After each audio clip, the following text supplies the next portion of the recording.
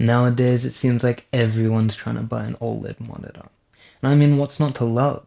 They're flashy, they're stunning to look at, and they have the top-end performance specs out of any display on the market right now. And this might just be the best monitor I've ever touched. And it goes without saying, after 12 months of intense daily use, it still surprises me with just how good it is. The Alienware AW3225QF is an amazing monitor, and I might even say it's endgame. But it's not all perfect, so let's dive into what makes this monitor so great, and if it's something that you might consider getting for yourself. To start, it's a 32-inch 4K QD-OLED panel, and it comes with a silky smooth 240Hz refresh rate. Out of the box, this thing feels like a TV. It's massive, and having come from a 27-inch monitor beforehand, well, it took some time getting used to. But it's normal now, and in fact, I can't see myself going back to a lower size.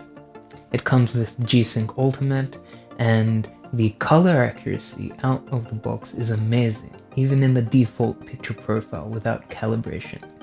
However, when you do calibrate the monitor, it just goes levels above what's expected really. Design-wise, it's aggressive but very sleek. It maintains that Alienware aesthetic that we all know and love, and it comes with fully customizable RGB. Now, if you're not really a fan of that, you do have the option to turn that off as well, but there you go. On top of that, the stand it comes with is sturdy, and it has very flexible rotation, some tilt adjustment, and a decent height adjustment as well. So if you're quite shorter or taller, this will definitely fit your needs.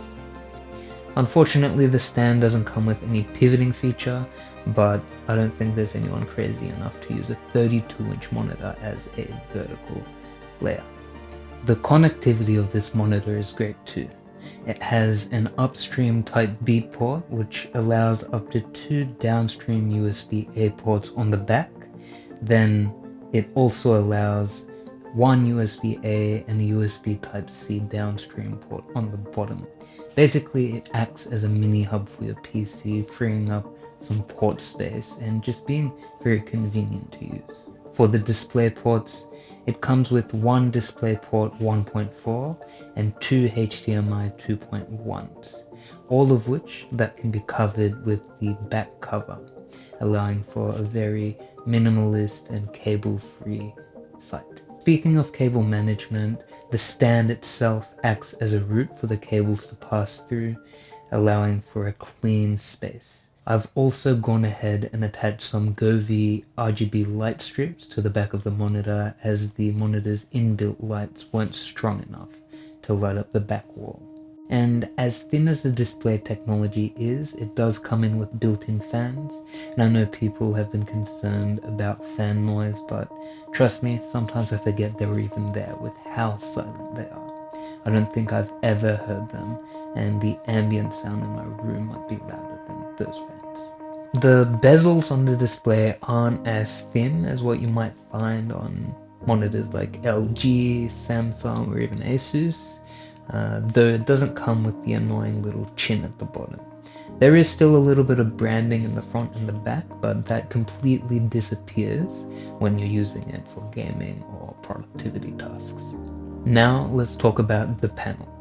It's an OLED panel, which means the blacks are pitch black. In a controlled lit environment, it's like you're staring straight into the abyss. The colors also pop in a way that you just can't really get across through camera. And it's not something IPS or even WOLEDs can compete with at the moment. For both content consumption and gaming, and really whatever you're doing, this is the perfect monitor. There's not much in the way of ghosting, especially when you consider the sub 0.1 millisecond response times. That means motion clarity is amazing with no artifacting detectable. If you're worried about text fringing, just don't. Despite the typical QD-OLED subpixel layout, the pixel density of 140 ppi, that is so crisp even just working with text has become better. On top of that, the HDR experience is beyond incredible. The monitor is VESA HDR 400 True Black certified, as well as HDR Peak 1000, meaning it can get fairly bright in some scenes. Although the peak brightness in SDR of the monitor is around 250 nits, that is plenty enough for me, especially when I live in a cave like my room. It really doesn't compare to displays like Mini LED or the tandem OLED for whenever those become commercially available. Personally, it's the perfect offspring of top-tier design and modern technology. And honestly, it's the reason I didn't end up buying a monitor up until last year. When I initially got my 4090, there weren't any displays that were truly capable of accommodating such power. That was until Alienware came out with this thing. Now sure, we had Asus, LG, Samsung come up with their own displays. However, once you consider factors such as the warranty, the matte or glossy finishing, having a curve, and even just having good customer service, I think there was no competition, and I have to go with Alienware. Fast forward to today, and I'm still getting so giddy every time I run up a game on this, or even when I'm just watching YouTube in HDR. Now, let's talk burn-in. After this whole year of crazy use, I still haven't seen a single dead pixel. And I've noticed that the monitor comes with its own pixel refreshing mechanism, and you even have a whole panel reset option if you really need. So that whole display protection and care that you get, combined with the warranty, really makes burn-in much less of a worry compared to previous generations. And with how fast technology is advancing, I don't think burn-in's going to be a topic of discussion for the next few generations. Now, it's not all perfect.